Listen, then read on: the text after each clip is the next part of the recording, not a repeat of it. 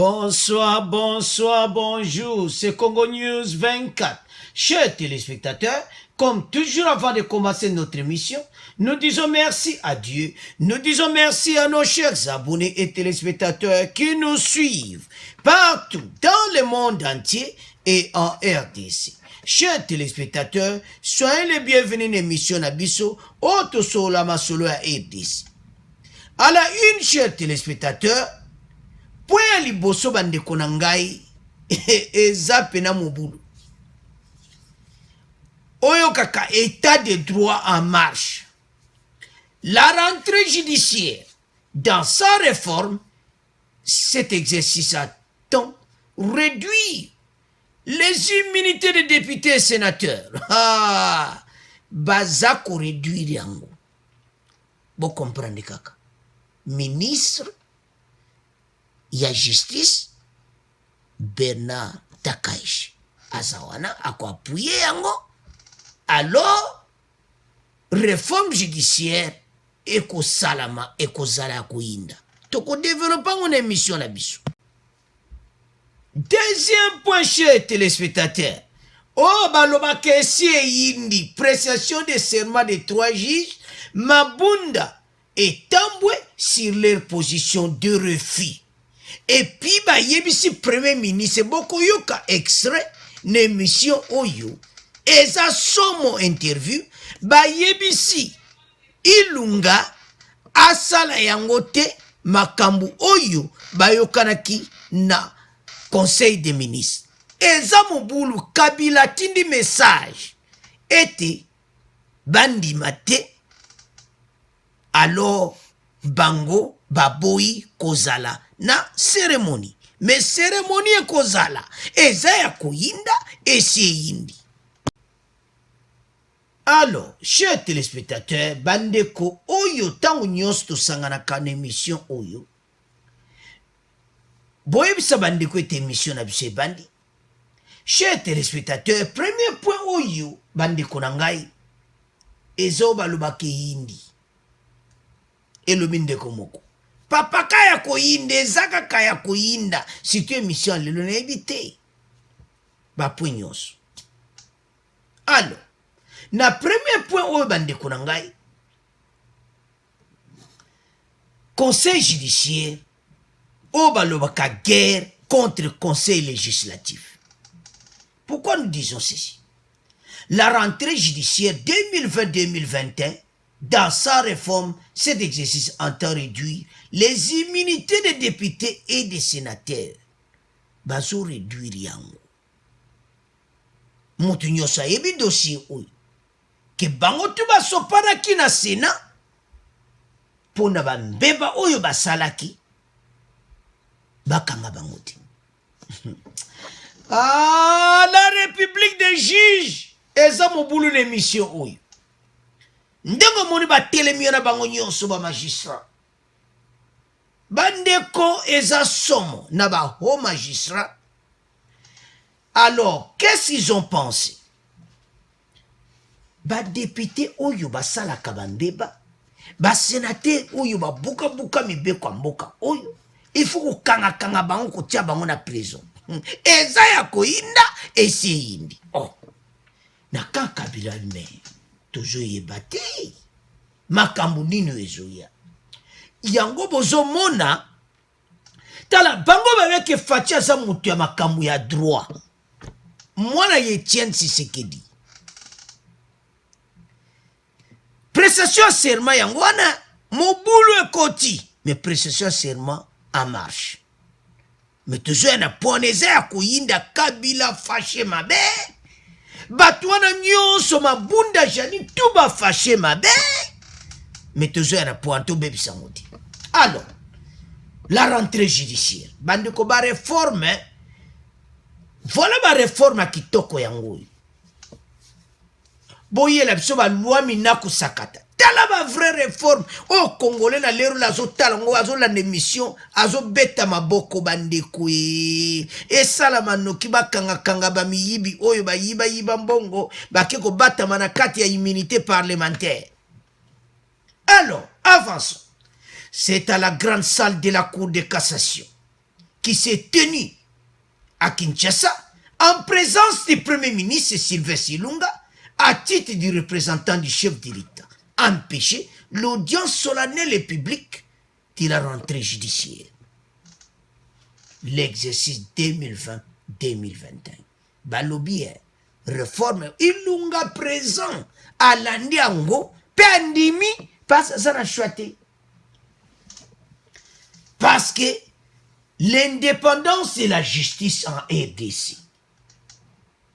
Alors, en effet, le premier président de la Cour de cassation, David Christophe Mukendi Musanga, a spécifié les matières qui devront faire l'objet de cet exercice. Il s'agit notamment des propositions sur la nécessité de la réforme des règles et procédures répressives relatives aux immunités de poursuite et aux privilèges de juridiction. Bande koto tcheli bino abotanga. O balubaka PPRD eza ya koningana. Bango na bango kuna na senati. Ba sénateur. Ba sénateur. Ba kanga te nga sénateur. Ba kanga. Biso za bankolo immunity. Mikolo na tala boye molukana noka ba problème. Boye na République de Justice que dazo tia bango ka mal à l'aise. Boye bien, soki yo tia ka batu mal à l'aise ko bazo tia yo yango ebinde swaka. Parce que batu baza mystique. Nde bozo mba vandi wana sima ya Chibala. Bango tu ba koma ba sénateur. On dirait ba film bazaki na bango. Bamusuba ministre mbala mwabi papa toyi makambo ekoyati rangoyo sala cop bimisa ba $50,000 ba $100,000 coopérer na ba député provinciaux et obima sénateur do jwa ba député bele ba voter yo okoma na sénat pokuna nde batama boko koma na problème. Boko koma oyo place à kolobezate. Bazo coincé bino dans tous les côtés. Makambo ya cour constitutionnelle yangwana. Bande konangeza mobulu. Metezo ya répondre. Kuna peneza ya kuyinda parce que bakabila bango tout. Balobi na Ilunga asalisa yango ti cérémonie ti. Mais alors que la cérémonie a marche. Alors, chers téléspectateurs, réforme ya bien yango oyo ba Congolais balingaka. Les membres du Parlement, Assemblée nationale et Sénat, ces deux assemblées provinciales ne bénéficieraient désormais des immunités de poursuite que pour les infractions commises à l'occasion des opinions ou votes émis dans l'exercice de leurs fonctions, a déclaré David Christophe Mukendi Musanga dans la première proposition de réforme. C'est-à-dire, bande konanga, bako bénéficier ba immunité quand na infraction ou eza na opinion de vote émis dans l'exercice de la fonction na bango ndenga za député likamo bwe kuna kata député alors salami na fonction na ye alors akozwa immunité. Mais etali makambo abenda kilikonda eza ya koibabie akozwa immunité kana ba fonctionner ya député ou bien sénateur kuna sombeba mubwe koti ba comprendre. Mais o etali o etikali nyonso o abenda kilara leta o dossier boy asala kilikamo boy o do nyonso wana libanda ya musala na ende asala kakuna na sena soki ba juillet immunité zati pour batoyo non il faut pas coincer bango mende baza wana ko bakomodo wana mais Tshisekedi oyo bolo Tshisekedi la république des juges ya lobaki mpe na bino kaka mais bino soki bobebisi à dissoudre le parlement na assemblée nationale mais bokoyoka na deuxième point que soki kaka crise ekoti na makambo ya serment oyo mais tobebisa mpo wana. Alors chers téléspectateurs, les membres du gouvernement autres que le premier ministre, le gouverneur, le vice-gouverneur de province, ainsi que les ministres provinciaux ne seront plus bénéficiaires des immunités de poursuite pour des actes accomplis dans ou en dehors de l'exercice de leurs fonctions. Donc, bakoza isu na immunité te gouverneur de province, ministres provinciaux, bakozwango le susuti parce que bambeba oyo bazosala ifo bakanga bango bandeko. Réforme judiciaire échanger makambo nyonso réduire immunité na bango po immunité na bango ezalaki na makambo nyonso. En tout cas gouvernement na biso te ya bato ifo basalaka mabe. Comment immunité opese na makambo nyonso réduire yango? Alors bazo voter en kalati bandeko nanga situation eza mobulu de yali boso pona ba député na ba sénateur réduire immunité na bango ya ba gouverneur na ba ministre provinciaux réduire yango parce que bazo sala mbeba mingi e komita bakanga bango oyebi na ta oyo ko tango bato bayoka message wa bien mon makamango mais boyebaki ete Tshisekedi bino boluka noka ba problème tala bino moko makambo lukaki andeko na ngai bazara problème sérieux toyebi te soyi bakokimela wapi. Alors totika ngo na bino parce que réduire immunité na bango tokomoleka na deuxième point. Alors, chers téléspectateurs, prestation de serment des trois juges, Mabunda, Tambwe, Kabila, campent sur leur refus, leur position de refus, c'est-à-dire PPRD, dont FCC Mobimba, Sangani, Balobi, bayebisi ko na premier ministre boko yoka bandeko na ngai interview suka ba question batuni bango balobi que ordonnance wana ebukaki constitution bango bako kende prestation à sermati mais bon na bino bandeko prestation en marche et puis ministre en charge à parlement na ministre na premier ministre bakosala musala bosko boboya tozo vivre kalate yo maeza koinda bosko boboya eza mobulu te bandeko nanga bayebisi bango mais soki boluki bocrie crise bozala problème. Alors prestation de serment en marche, Fachi vient de décider. Boyi Bakiaza, président de la République. Balobi le sous-boye bande konangai. On ne va pas cautionner ce qui est irrégulier. Balobi que ordonnance est irrégulier, bango bako kendeti. Bolela pena cour constitutionnelle pas ba cop na ba cop et covid. Fachi ko boma tous les cop. Bozo lela bande konangai. Donc message au PPRD ba pesta boyo kango eza somo baza kolela balobi premier ministre akondima makamba boyete mais makamba yokana kina conseil des ministres soki ye ilunga sale yango te ba ministre nyonso bakosepela na ilunga te parce yandimaki yango kuna mo makamba ngo tolobaka. Pourquoi na conseil des ministres ilunga boyaki te? Si quoi yé na famille politique ba yebisi asala te.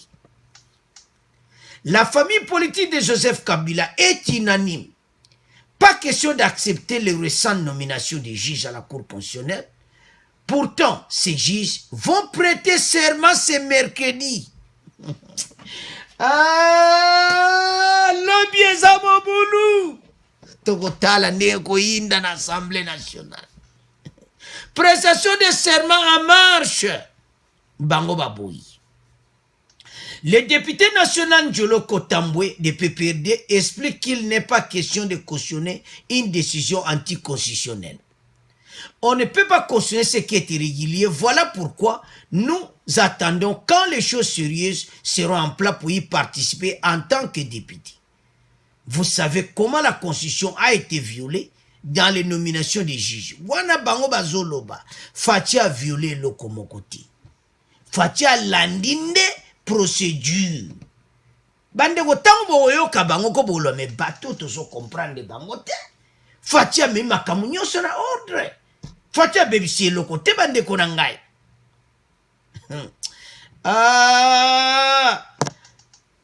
Balobi boy. Vous savez comment la Constitution a été violée dans les nominations des juges de la Cour constitutionnelle. Les juges sont 9 dans 3 composantes. Ces derniers nomment les juges. Je ne trouve pas l'opportunité de siéger pour cautionner l'irrégularité. Babi Fati lokola longola ki 3 juges à Kabila. Atie 3 juges na ye. Alors bazo prêter serment mercredi.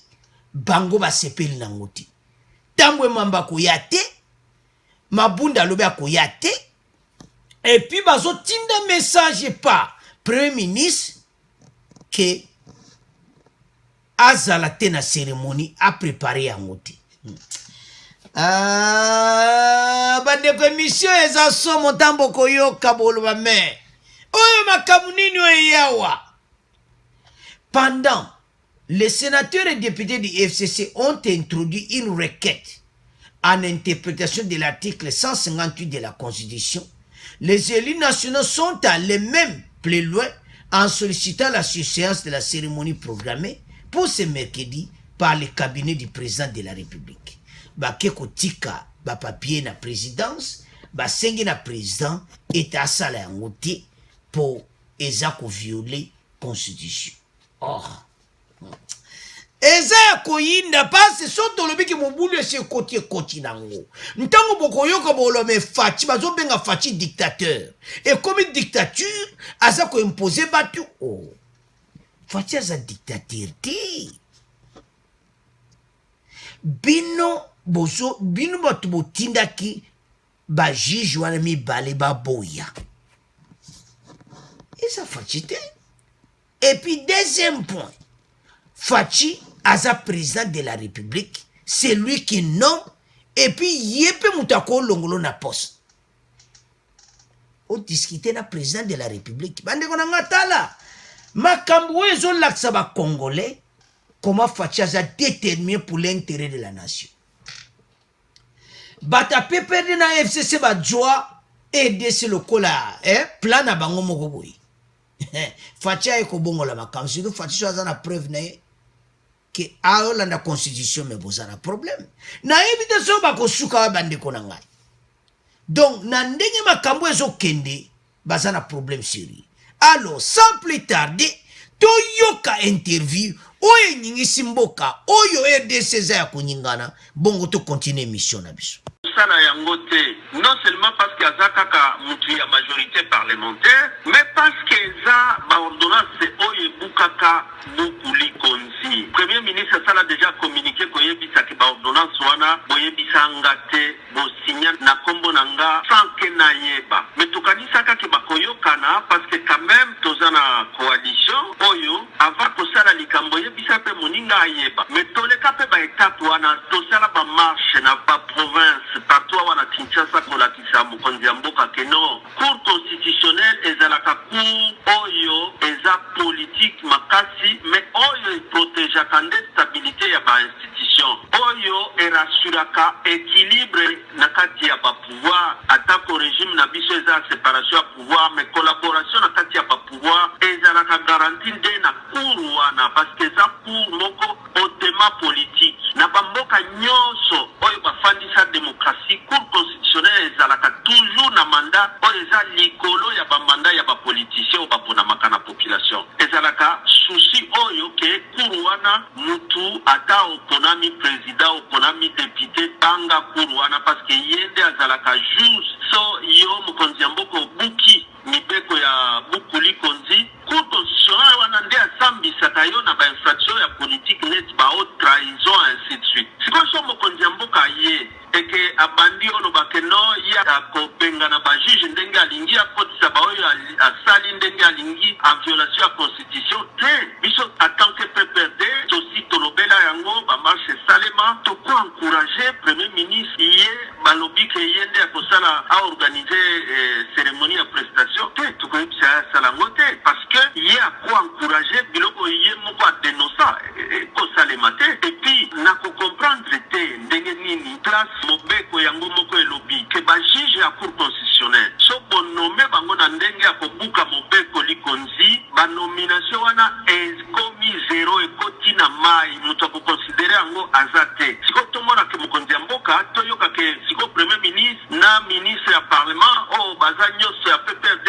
bango balanda biloko ebuki mibeko ya Bukuli Konzi ke bango baorganize cérémonie na baordonnance oyo eza nul et de nul effet, nul de plein droit selon que article 4 ya loi organique elobi. Donc bakosala yango te. Kasi so basali yango te bozobanga te tokende na matata oyo ekomema te institution ekoya. Non, yango tokamwa nde nini mokonzi ya mboka oyo bapesameli na article 69 ke ye nde mpenza sage ya basage mutu ya bwanya ya république na article 69 aza net gara ya bon fonctionnement ke ye pe alanda baconseil ya batu baza nzinga na ye ke akotisa mboka na crise alors que toza deja na bacrise tala barentrée scolaire awa gouvernement okoka kofuta balakisi ke ebanda partout na ndenge oyo elongo bani bacrise ya sécurité bacrise ya banzala bamai bakura toza deja population na o wana okende obakisa susu crise politique siki wana quand même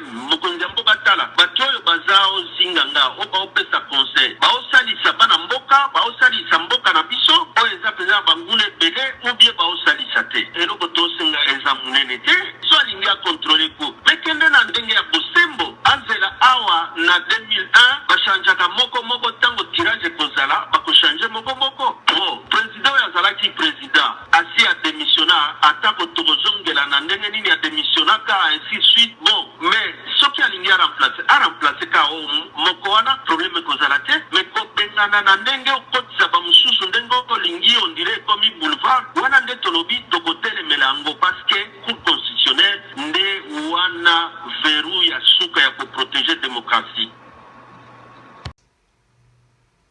Alors, chers téléspectateurs, nous avons suivi Eyindi Nanbolelite.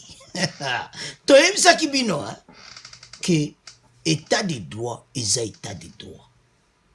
Makambo ndenge ezokende justice ayebi yango na mozindo. Fachi aza mwana juriste ayebi makambo na mozindo. Sikoyo cour constitutionnelle a nommé ba 3 juges bordonnance wana mutu nyonso débat nango esalamaki epi mutu nyonso akonfirme ke Fachi aza en raison. Mais sikoyo bokomo lela ke ya komozwango na makasi o Kabila lo mais Kabila sa sali réunion na batu ne bandeko na ngai réunion wana que Mabunda Tambwi bazala te na prestation de serment et puis Ilunga pe azala te bandeko boyoka problème eza sérieux. Ilunga zalaki na conseil des ministres on place à mon abata PPRD bazalo ko ba manipulateur bazalo ko bâtiment balobi li kambo le bakena li kambo. Ilunga était là au conseil des ministres quand il décidait. Et pourquoi il n'a pas réagi au conseil des ministres? Mais après, quand il revient en réunion, avec la famille politique, et là avec la famille politique, babani ko pese ba direction. Non. C'est lui qui a dit oui. Tellement na oui na on dit na conseil des ministres. boyoki wana moto epeli oyo balobaka eza ya koyinda sikoyo bango bayebisi Ilunga asala makambo président alobi te ozomona yango wana journaliste atuni bango siko bookrie crise te crise soko esalami eza mobulu mikolo oyo bandeko na ngai émission oyo soko olingi zonga na jwana kopa mai omela so oza moto PPRD FCC ozolanda jwa kopa mai boyebaki ete boyebaki Félix Tshisekedi te na ndenge tozoloba wa cérémonie bazobongisa badossier bazobongisa bainstallation bazobongisa l'arrivée de son excellence le président de la République bazobongisa tout alors la cérémonie en marche c'est Fachi qui décide c'est lui qui est le président de la République alors bande ko ngai oleli olela nanani. Il y a un groupe d'individus bamonaka RDC on dirait cop na bango.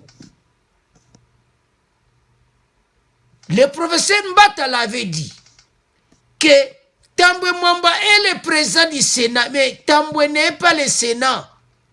Mabunda est la présidente de l'Assemblée nationale, mais elle n'est pas l'Assemblée nationale. Kabila Kutubo, il y a déjà Zaka, il y a Kutu Avandaka, il y a Kingankati Kandinga Zopesa ba directive na et ko simbate Fatia Landaka procédure. Aza d'abord un homme logique de naissance. OK? Fatia Zana makambo pamba ya bango te. Fatia za grandi bongo te. Oh bien, tala bande konangana ndenga mabeti président de la République akola kitoko. Akola bien. Bozwa président oyo akola bien. Boyebi éducation wana ya kitoko. Ke mutu mobwe kaka azaki ne homme d'affaires ayo bimela biso président de la République. Mutu mobwe azalaki ne bo comprendre ka soki wapi abimela biso président de la République boko souffrir. Au monde de souffrir pendant de 20 ans. Toujours vrai président. Oazako Edemboka. Il a décidé. Donc, tout le monde a une norme et ordonnance. Est-ce que place d'une Fatia bouquet ordonnance? Fatia a bouquet comme ordonnance.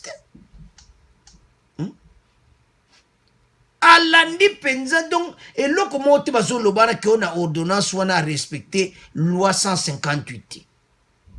Oh ben on va invoquer article 58. Il n'y a rien. Ce qui fait longolo ba juge à Kabila. Mabe wapi. Si batu wana kap tu abomimbo kapana 20 ans. Quand on change, batu balingiti. Et puis ce qui met et le salanga mawa ande ba congolais to zonga sima. To zonga sima totala. Liboso. Que président otozana ye. Aza o ya commémoration na nzela bien. Tolanda ba discours wana te. O ezoloba me lobi à gauche à droite. Batu bazo tia peuple na mobulu. Ba message à kitoko te. Bolandi wana PPRD ba komolela. Soki bango moto ba djoka mibeko. Bazo. Me fachi. Nini ezo salama. Et puis Ilunga banda vendredi. Atika ko boya tazo se préparer. Cérémonie ezala. Pas se ba charge qui est nango. Na conseil des ministres, il n'a rien dit. Maintenant, il comme la famille politique. Ba yebse ki asalati. Ndebo landi wana. Ba lobi yemo ki lunga contesta ki bo ordonnance wana ya signa kiti. Mais il était empêché. C'est pour ça qu'Ankonde avait signé. Bon ma beza wapi. Alors, bande konangai, prestation de serments en marche. toyebi te ekozala mobulu pe ya koyinda mais toza na choix te bato bani bazwa RDC lokola propriété privée non yango ozomona bacongolais bazala na colère bafe souffrir biso pendant les 20 années lelo tozwi mwana mboka bakontinue ko non cérémonie en marche olingi te bon soki ochange no mboka change parce que toza na choix te parce que so oza congolais il faut ndima makambo oyo bandeko bocomprendre nanu te soki balongoli bajuge ya kabila fati atie bajuge ya sika mabe wapi bato wana estce bajuge wana bazwa kodeside pour na intérêt ya nation non fati adwi mpe na procureur kuna o wo bandeko eza ya koyinda don mpe na mobulu don procureur na cour constitutionnelle fati atie 3 juge fati alongoli place ya ba 2 juge wana ulombana o wana fati atie bamosusu na conseil d'état me batie bango na conseil d'état baboyi fati atie bato mosusu bandeko na ngai dossier oyo eza mobulu nde toloba awa toyebi te batelefone kuna toyebi te oyo ezosalama donc ndenge bolandi wana ekokoma na point soki bamekika kotia désordre alors crise institutionnelle conseil judiciaire contre conseil législatif contre la présidence alors ce crise wana ekoti fatia dissoudre le parlement ale bango to bazangi bulu parce que nde baza wana badissoudre yango bolandi nde batuni question bango balobi bazolinga kutu kriste okorate $6,000 bato batalaka baintere na bango oyoki bato yebisi ye wana te babie comme so crise ya boyo peuple abanda na bacrise na ye ya kala bino siko bozoboya crise wana okozanga $6,000 bafuta ko par mois okomi chômeur parce que fatia kodissoudre parlement mbala moko eza article eza constitution soki kaka crise botie kaka désordre na makambo ya 3 juges makambo ya prestation ya serment crise ekoti fatia dissoudre parlement bozangi boulot donc toyebi te bamosusu wana so badepute donc bocomprendre mais bango mpe balobi tolingi makambo wana te toyokana quand prestation serment le mercredi alors chers téléspectateurs eza ya koyinda esi eyindi nango totika yango na bino tokomi na fait émission na biso boabonner massivement bocontinue kosupporter bopartager au revoir à la prochaine.